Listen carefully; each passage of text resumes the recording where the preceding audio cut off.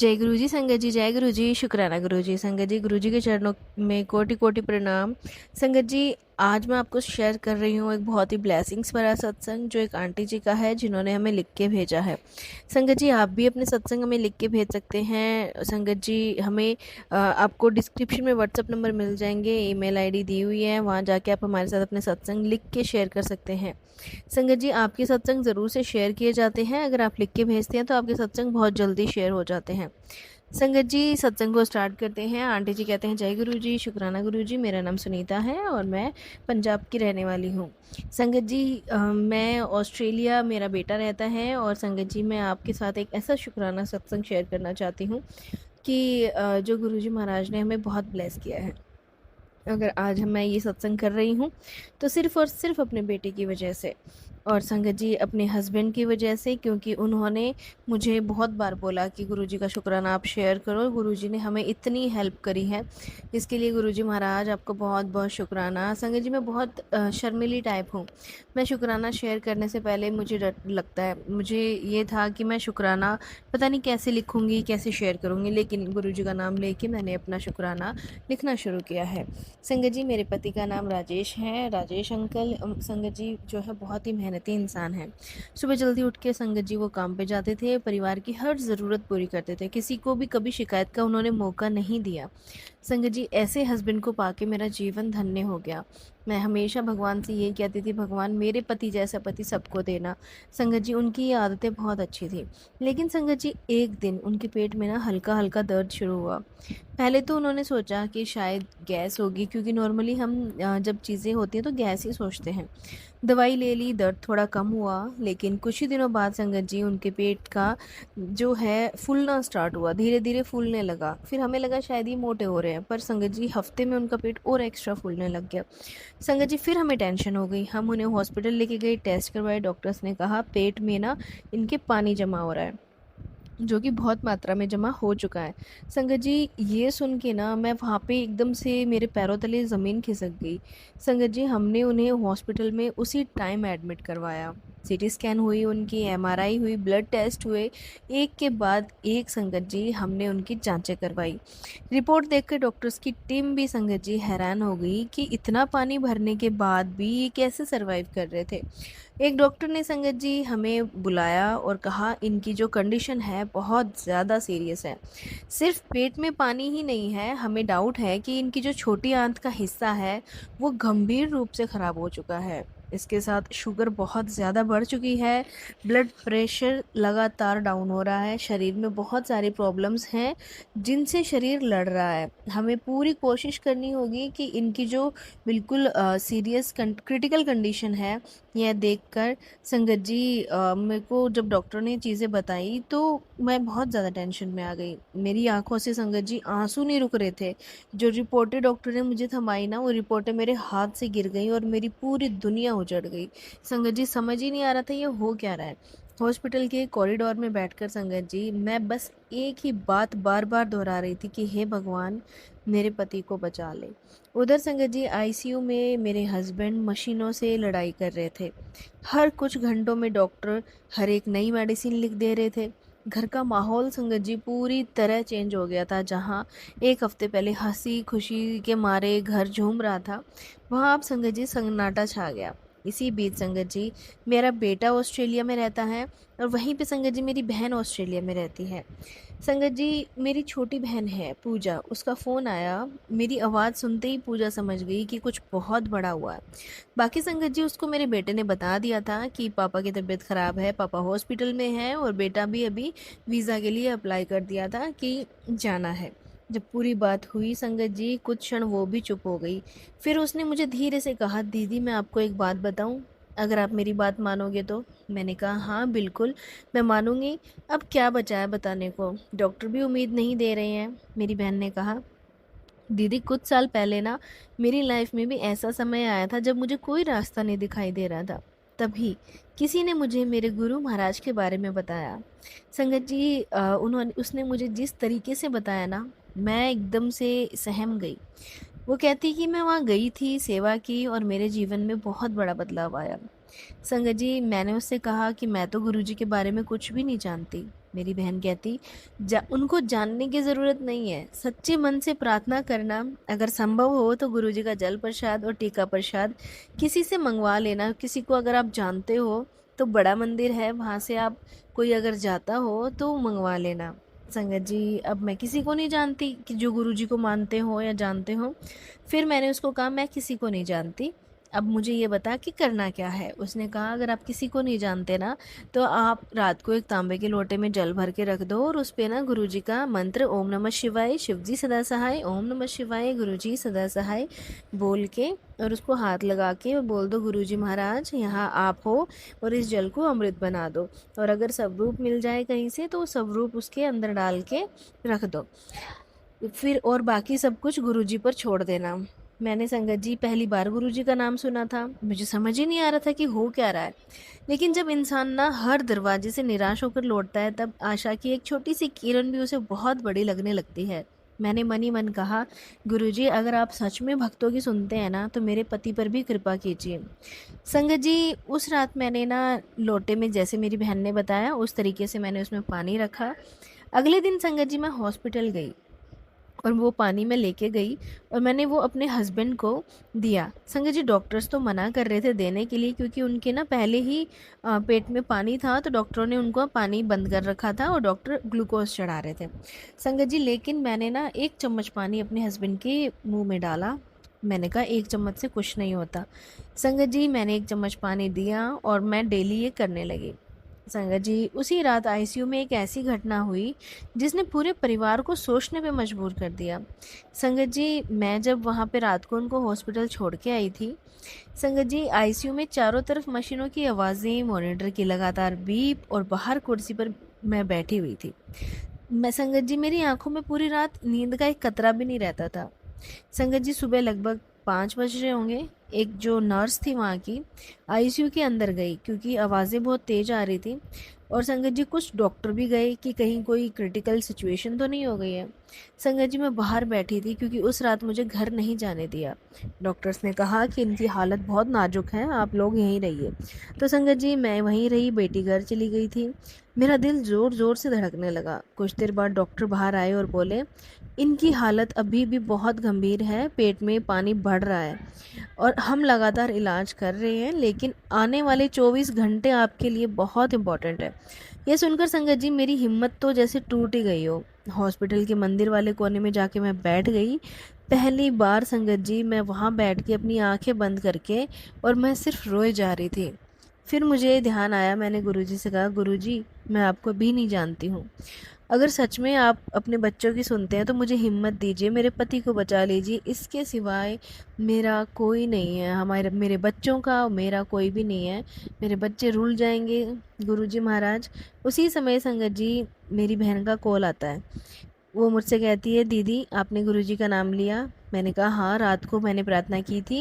मेरी बहन ने कहा, दीदी विश्वास रखिए, मैं यहाँ से भी रोज़ आपके लिए अरदास करती हूँ, आप भी हिम्मत रखिए।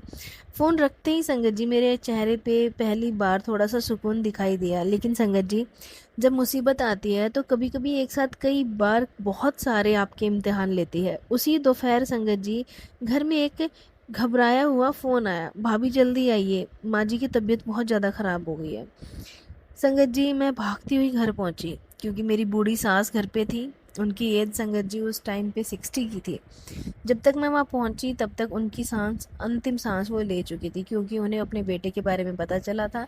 तो वो उस दिन के बाद वो बेड पे से नहीं उठी थी। मेरे घर में संगत जी रोने की आवाज़ें गूंज उठी। एक तरफ पति हॉस्पिटल में जीवन और मौत के बीच संघर्ष कर रहे थे, दूसरी तरफ संगत जी मेरी सास की डेथ हो गई। मैं बिल्कुल टूट चुकी थी, जैसे कि आसमान मेरे ऊपर आके गिर गया हो। और मैं कह रही हूँ, भगवान मेरे साथ ही इतना सब क्यों हो रहा है। परिवार वाले संगत जी सब ने मिलकर अंतिम संस्कार की तैयारी की, लेकिन मेरा मन हॉस्पिटल में अटका हुआ था। मैं बार बार सोच रही थी, अगर मैं हॉस्पिटल छोड़कर गई यहाँ से तो वहाँ कुछ हो गया तो। इसी उलझन में मैंने अपने बेटे से कहा, बेटा अगर आप वीज़ा लगता है तो जल्दी आ जा। संगत जी गुरुजी महाराज की कृपा से उसका वीज़ा लग चुका था और 2 दिन में उसकी फ़्लाइट थी और उसको आना ज़रूरी था, क्योंकि दादी की डेथ हो गई थी, पापा हॉस्पिटल में एडमिट थे। संगत जी मेरा बेटा आ गया। मैंने उसे संगत जी जब 2 दिन हो गए थे वो आया घर, तो आते ही संगत जी वो हॉस्पिटल जाने के लिए बोलने लगा कि मैं हॉस्पिटल जा रहा हूँ। तो मैंने उससे कहा बेटा तुम जाओ हॉस्पिटल, यहाँ की सारी ज़िम्मेदारियाँ मैं देखती हूँ। बेटा तुरंत हॉस्पिटल गया। उसने देखा कि मेरे हस्बैंड की हालत अभी भी बहुत नाज़ुक है, लेकिन डॉक्टर कह रहे थे कि फ़िलहाल थोड़ा सिचुएशन ठीक हुई है। यह सुनकर संगत जी मेरे बेटे ने मुझे फ़ोन किया और बताया कि मम्मी अभी थोड़ा जो सिचुएशन है हैंडल हो रही है। अंतिम संस्कार संगत जी जब हुआ था उस टाइम मेरा बेटा नहीं आ पाया था, तो संगत जी वो तो मेरे देवर के बच्चों ने ही साथ में करवाया था। लेकिन मेरे बेटे को इस चीज़ का बड़ा दुख था कि मैं दादी के अंतिम संस्कार में नहीं आ पाया। संगत जी फिर भी कहते हैं ना कि गुरु महाराज ने हमारा बहुत साथ दिया, चौथा किया हमने सास का। उसके बाद ही मैं हॉस्पिटल गई। मैंने आईसीयू के बाहर बैठकर चुपचाप गुरुजी का नाम लेना शुरू किया। कोई लंबी प्रार्थना नहीं की, कोई बड़ी मांग भी नहीं की, बस एक ही शब्द, आपका बहुत बहुत शुक्राना जो आपने मेरे बेटे को यहाँ बुला दिया और अब आप मेरे पति की जो है सिचुएशन ठीक कर रहे हैं। मुझे खुद समझ नहीं आ रहा था कि इतनी पीड़ा के बीच में मेरे मुंह से शुक्राना क्यों निकल रहा है, लेकिन शब्द उसके साथ भीतर एक अजीब सी शांति उतरने लगी। रात को जब मैं कुर्सी पे बैठी थी तभी आईसीयू से एक डॉक्टर बाहर आती हैं और मुझे कहती हैं कि आज की जो रिपोर्ट है ना पहले से बहुत ठीक है, अभी कोई खतरा नहीं है, अभी इनका पानी निकाल चुके हैं, लेकिन शरीर का इलाज अभी चल रहा है, शरीर अभी थोड़ा रिस्पॉन्ड करना शुरू हुआ है। यह सुनकर संगत जी मेरी आंखों से आंसू बह निकले। अब संगत जी आंसू खुशी के थे, दुख के नहीं थे। मैंने गुरुजी के आगे हाथ जोड़ा और मन ही मन कहा, गुरुजी चाहे ये आपकी कृपा हो या इलाज का असर, मैं बस इतना चाहती हूँ कि मेरे पति ठीक हो जाएं और आप हमेशा इन पे कृपा करते रहें। उस रात संगत जी पहली बार पूरे विश्वास के साथ मैंने गुरुजी का नाम लिया और मुझे पता था कि अगले ही दिन हॉस्पिटल में जो मैं जाऊँगी तो कुछ ना कुछ मुझे गुड न्यूज़ ज़रूर मिलेगी, क्योंकि गुरु महाराज पे मेरा भरोसा अटूट हो गया था। संगत जी अगले दिन सुबह के 6:30 बजे मैं हॉस्पिटल पहुंच गई, क्योंकि मेरे से इंतज़ार ही नहीं हो रहा था। पूरी रात मैं घर में ही मैंने जाग के निकाली और गुरुजी के स्वरूप के सामने बार बार मैं यही कह रही थी, गुरुजी मुझे हिम्मत दो, जो आपकी इच्छा हो, बस मेरे पति को ठीक करके घर पहुंचा दो। इतने में ही संगत जी मैं हॉस्पिटल गई और आईसीयू से का दरवाज़ा खुला। डॉक्टर बाहर आए और बोले, हमने नई रिपोर्ट्स देखी हैं, कुछ संकेत पहले से ठीक हैं, पर मरीज अभी पूरी तरह सुरक्षित नहीं है। अगर इनका हमने अभी लापरवाही कर दिया, ध्यान नहीं दिया और हॉस्पिटल से अगर आप डिस्चार्ज करवा लेते हो तो इन्फेक्शन हो जाएगा और पूरी बॉडी में फैल जाएगा, और जो इनकी बॉडी है वो भी कम रिस्पॉन्ड कर रही है। और यह सुनकर संगत जी मेरे चेहरों पे थोड़ी सी उम्मीद दिखाई दी। मैंने कहा, डॉक्टर साहब हम इनका अभी यहाँ से डिस्चार्ज नहीं करवाएंगे जब तक ये पूरी तरीके से ठीक नहीं हो जाते। संगत जी मेरे बेटे ने उसी टाइम मेरी बहन का वीडियो कॉल आया हुआ था, तो उसने दिखाया कि मासी ये मेरे पापा अभी ठीक हो रही हैं। और उसने कहा कि दीदी मैंने आज भी ना गुरुजी के चरणों में आपके परिवार के लिए प्रार्थना की है, आप बस विश्वास बनाए रखिए। मैंने कहा कि श्रद्धा से गुरुजी का जल प्रसाद और टीका प्रसाद ग्रहण किया है और हर दिन नाम स्मरण करती हूँ। मेरी बहन ने हंस के कहा, दीदी मन को मजबूत रखिए, डॉक्टर अपना काम कर रहे हैं और आप प्रार्थना करते रहिए। संगत जी अगले 2 दिन हॉस्पिटल में इलाज लगातार चलता रहा, दवाइयाँ बदली गई, डॉक्टरों की स्पेशलिस्ट टीम ने मिलकर इलाज की नई योजना बनाई। धीरे धीरे पेट में जमा पानी बिल्कुल ख़त्म होने लगा, ब्लड प्रेशर भी ठीक हुआ, शुगर भी ठीक होने लगी। डॉक्टर ने कहा अभी इलाज इनका लंबा चलेगा, 6 महीने का कोर्स आपको मेडिसिन का इनको दिलवाना पड़ेगा, तभी आपको पॉजिटिव रिजल्ट्स मिलेंगे।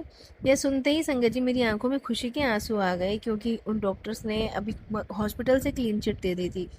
मैंने हॉस्पिटल के मंदिर में जाकर सिर झुका और कहा, शुक्राना गुरुजी और शुक्राना उन सभी डॉक्टर्स का जो पूरी मेहनत से इलाज कर रहे हैं। कुछ दिनों बाद मेरे हस्बैंड पहली बार धीरे धीरे आंखें खोलते हैं। मैंने उनका हाथ पकड़ा। मेरे हस्बैंड बहुत धीमी आवाज़ में बोले, तुम सब ठीक हो ना? इतनी गंभीर बीमारी के बीच भी उन्हें सबसे पहले अपने घर वालों की चिंता। मैं रो पड़ी संगत जी। मैंने उनसे कहा, अब सब ठीक होगा, हम सब साथ हैं। संगत जी फिर वो आराम से सो गए। हमने उनको ये नहीं बताया था कि उनकी मम्मा की डेथ हो गई है, क्योंकि संगत जी वो बिल्कुल बेहोशी टाइप में थे और हम उनको कोई भी स्ट्रेस नहीं देना चाहते थे। डॉक्टर ने मना किया था कि आप इनको कुछ मत बताना, कोई भी चीज़। संगत जी हमने नहीं बताया। संगत जी डॉक्टरों ने अभी सावधानी बरतने को कहा था। उन्होंने कहा था कि बीमारी गंभीर थी और पूरी तरह ठीक होने में टाइम लगेगा, लेकिन आप लोग निराशा मत होना, आप बिल्कुल ठीक है ये। हर दिन थोड़ा-थोड़ा सुधार दिखाई देने लगा। हॉस्पिटल का स्टाफ जो पहले बहुत टेंशन में था, अब कहने लगा इनकी रिकवरी की उम्मीद पहले से बेहतर है। हम संगत जी उनसे मिलते, बात करते। जब मन टूटने लगा तब उम्मीद मत छोड़िए, इलाज पूरी ईमानदारी से करवाइए संगत जी, भगवान पर भरोसा रखिए संगत जी। क्योंकि संगत जी भगवान ना हमारी हर इच्छा को सुनते हैं। वो हमारी परीक्षा लेते हैं, लेकिन हम जब छोड़ के भागते हैं ना, तो भगवान हमारी जो है कभी भी हेल्प नहीं करते हैं। करीब 3 हफ्ते हो गए थे संगत जी, हमने इनको इनकी मम्मी के बारे में नहीं बताया। 3 हफ्तों के इलाज के बाद डॉक्टर ने कहा कि अब इनकी हालत बहुत सही है, पूरी तरह स्वस्थ नहीं है, लेकिन आप इन्हें घर पे रहकर दवाइयाँ दे सकते हैं, सही खाना दे सकते हैं, नियमित टेस्ट करवाइए, इलाज जारी रखिए। यह सुनते ही संगत जी मेरी आंखों में खुशी के आंसू आ गए और मैं बहुत खुश। संगत जी आईसीयू से बाहर लाया गया मेरे हस्बैंड को व्हीलचेयर पे। मैंने हाथ जोड़कर भगवान का धन्यवाद किया। गुरुजी आपने हमें हिम्मत दी, अब आगे भी हमारा हाथ थामे रखिए। घर लौटने के बाद संगत जी मुझे लगा कि सारी मुश्किलें ख़त्म हो गई। पर संगत जी ऐसे कैसे हो सकता है कि सारी मुश्किलें ख़त्म अचानक से हो जाएं? असली परीक्षा तो अब शुरू हुई थी। उनका शरीर बहुत कमज़ोर हो चुका था, चलने के लिए सहारा लेना पड़ता था। थोड़ा सा चलते तो सांस फूल जाती, भूख बिल्कुल भी नहीं लगती थी। दवाइयों का सिलसिला जारी था, हर हफ्ते हॉस्पिटल जाकर टेस्ट कराना पड़ता और मैं दिन रात इनकी सेवा करती। हल्का भोजन, दवाइयाँ, डॉक्टरों की सलाह का पालन करना और इनके इलाज में कोई लापरवाही नहीं। मैं अक्सर गुरुजी से कहती थी, गुरुजी आपने हमें हिम्मत दी है, इसलिए इलाज भी पूरी ईमानदारी से करना हमारी जिम्मेदारी है।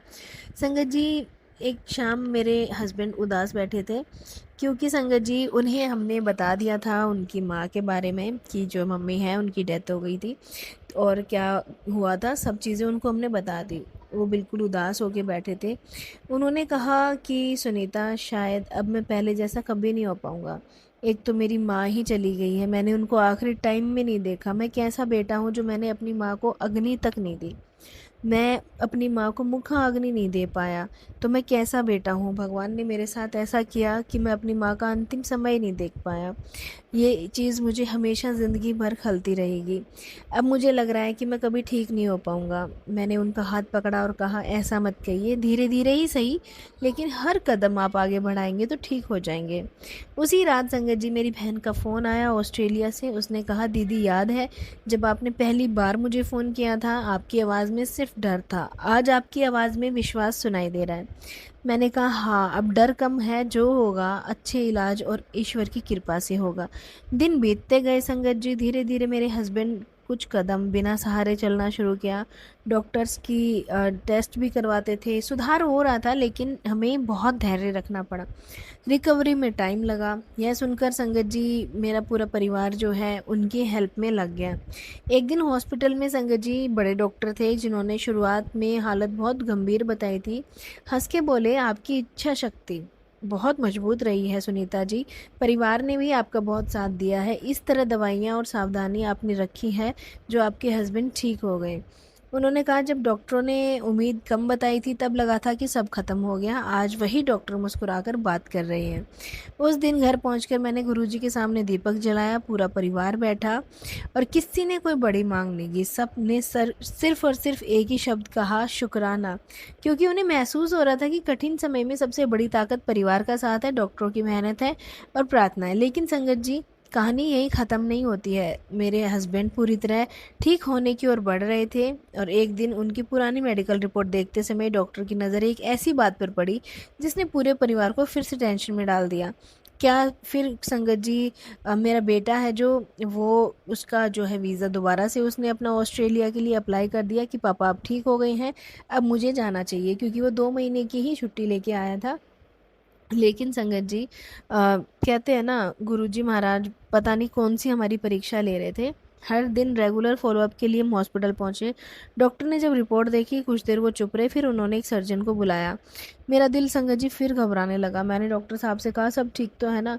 डॉक्टर ने कहा, कुछ रिपोर्टों से लगता है कि इनकी छोटी आंत के जिस हिस्से को लेकर हमें पहले टेंशन थी ना, उसे दोबारा ध्यान से देखना पड़ेगा। घबराइए नहीं, लेकिन हमें अपने टेस्ट करने होंगे ताकि हम कारण समझ आ सके। यह सुनते ही संगत जी फिर मेरे पैरों तले ज़मीन खिसक गई। कि कहीं कुछ और दिक्कत तो नहीं है। मुझे लगा फिर से वही मुश्किलें दोबारा शुरू ना हो जाएं। अगले ही दिन एंडोस्कोपी हुई, दूसरे टेस्ट हुए। रिपोर्ट आने तक संगत जी मेरी बेचैनी बढ़ती जा रही थी। उसी दौरान संगत जी मेरी बहन का फ़ोन आता है कि बेटा कब आ रहा है ऑस्ट्रेलिया के लिए। उसे पता ही नहीं कि हम दोबारा से किस सिचुएशन में फंस गए। मैंने कहा कि अभी तो इनके पापा के टेस्ट चल रहे हैं और इसको भी जाना है। उसने कहा दीदी डर मत, डर को अपने ऊपर हावी मत होने दे, डॉक्टर जो भी सलाह दे रहे हैं उसे ध्यान से मान। मैं यहाँ से भी अब आपके लिए प्रार्थना कर रही हूँ। संगत जी मैंने कहा उसे कि अब तो हर रिपोर्ट खुलने के पहले मेरे हाथ कांपने लगते हैं। मेरी बहन कहती विश्वास का मतलब यह नहीं है कि डर कभी नहीं लगेगा, विश्वास का मतलब है डर के बावजूद हिम्मत बनी रहे। संगत जी 2 दिन बाद जब रिपोर्ट आई, डॉक्टर ने हमें बुलाया। सबकी सांसें थम गई थी संगत जी, मेरी और मेरे बेटे की। लेकिन डॉक्टर ने कहा कि एक अच्छी खबर है, इस समय हमें तुरंत बड़े ऑपरेशन की ज़रूरत नहीं दिख रही है, दवाइयों से और अच्छे खाने से सब चीज़ें ठीक हो सकती हैं। यह सुनते ही मेरी आंखों में आंसू आ गए संगत जी। मैंने हाथ जोड़कर गुरु जो है डॉक्टर से कहा थैंक यू डॉक्टर। और बाहर निकलते मैंने गुरुजी को शुक्राना किया, शुक्राना गुरुजी आपने हमें फिर से हिम्मत दी। उस दिन मैं घर में कई दिनों बाद पहली बार सबने साथ मिलकर संगत जी खाना खाया। मेरे अंकल ने हंस के कहा मुझे लगता है मैंने इस बीमारी से एक बात सीखी है, ज़िंदगी की सबसे बड़ी दौलत स्वास्थ्य और अपना परिवार है। मैंने कहा कठिन समय में उम्मीद कभी नहीं छोड़नी चाहिए। धीरे धीरे मेरे हस्बैंड की ताकत लौटने लगी। वो सुबह थोड़ी देर टहलने लगे, डॉक्टर की सलाह के अनुसार दवाइयाँ समय पर लेते, परहेज रखते और टेस्ट भी करवाते। संगत जी कुछ महीनों बाद दोबारा जब हॉस्पिटल गए तो डॉक्टर ने रिपोर्ट देखकर कहा आपकी रिकवरी हमारी उम्मीद से अच्छी हो रही है, इस तरह आप नियमित रूप से करते रहिए। उस दिन संगत जी मैंने कहा गुरुजी हमें सबसे बड़ा उपहार आपने दिया है, हिम्मत और धैर्य, सही समय पर सही लोगों का साथ। संगत जी मैं आपसे यही कहना चाहती हूँ कि जब भी जीवन में कोई कठिन समय आता है तो घबराने की बजाय सही चीज़ें आप फैसले लें, सही डॉक्टर से इलाज करवाएं। परिवार संगत जी सबसे बड़ी ताकत होती है, परिवार का साथ। अगर परिवार आपका साथ दे रहा है तो बहुत आप भाग्यशाली हो। संगत जी मेरा बेटा ऑस्ट्रेलिया चला गया। जब उसने देखा कि पापा बिल्कुल ठीक हो गए हैं, उसने 1 महीना अपना बढ़वा लिया था। उसकी जॉब छूट चुकी थी वो, क्योंकि वहाँ पे ये नहीं जा पाया टाइम से, तो उन्होंने किसी और को हायर कर लिया था। लेकिन मेरी बहन ने कहा कि बेटा तू टेंशन मत ले, तेरे लिए यहाँ पे मैं दूसरी जॉब देख लेती हूँ, तो वहाँ कर लेना, अभी पापा को ठीक करना ज़रूरी है। संगत जी मेरा बेटा बहुत संस्कारी है, गुरु महाराज की कृपा से वो तब तक यहाँ रहा जब तक उसके पापा ठीक नहीं हो गए। संगत जी मेरा बेटा जब हस्बैंड बिल्कुल घर पे आ गए थे और ठीक होने लगे थे, तो जब जाके संगत जी मेरा बेटा गया था, गुरुजी महाराज आपका बहुत बहुत शुक्राना जो आपने हमें इतनी बड़ी मुसीबत से निकाला, जो मैं सोच भी नहीं सकती थी कि मैं इस मुसीबत से कभी निकलूँगी। मेरे को जब संगत जी पहली बार पता चला ना कि इनके पेट में पानी भरा है और इनकी छोटी आंत इफ़ेक्ट हुई है, तो संगत जी मुझे लगा शायद मेरी दुनिया उजड़ गई और मेरी दुनिया यहीं ख़त्म हो गई। पर संगत जी गुरु महाराज ने मेरा हाथ पकड़ के मुझे खींच के वापस ले आए। संगत जी चमत्कार एक दिन में नहीं होता है, लेकिन धीरे धीरे अगर आप करते हैं, उनकी इच्छाएं, उनकी कृपा से हमें चमत्कार मिलते हैं। संगत जी ये कलयुग है, यहाँ जादू हाथों हाथ कोई नहीं दिखाता। संगत जी अगर आपकी श्रद्धा सच्ची है, भगवान आपके साथ है, हमेशा आपकी मदद करेगा। संगत जी इसी के साथ मैं अपने शुक्राने को यहीं विराम देती हूँ, गुरु जी के मंत्र जाप के साथ। ओम नमः शिवाय, शिव जी सदा सहाय। ओम नमः शिवाय, गुरु जी सदा सहाय।